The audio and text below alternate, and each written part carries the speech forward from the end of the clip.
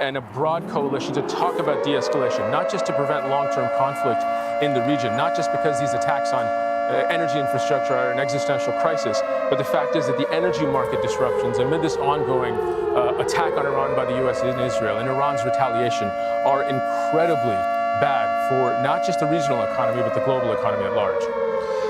The backdrop to all of this are warnings as well to U.S. embassy staff, including a decision to close at least one key embassy in the region. What should we read into that? Fill us in.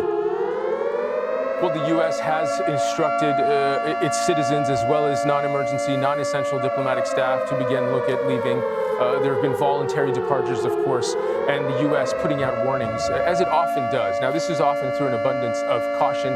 The regional governments here in the GCC have urged for calm, have been putting out statements, especially here in Qatar as well, to reassure the residents living in their cities that they are on top of things, that the emergency is being dealt with through the proper authorities, through the proper channels, that they have a handle on the situation.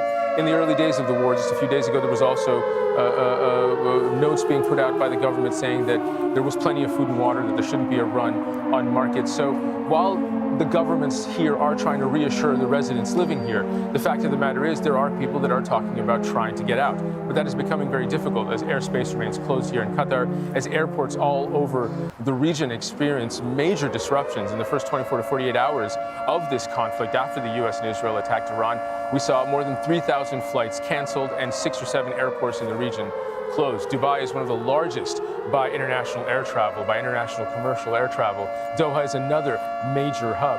While the UAE airlines like Etihad, Emirates, and Fly Dubai have yesterday, Monday, begun resumption of limited flights, Qatar Airways has put out a statement saying that its flights remain halted as long as the Qatari airspace remains closed.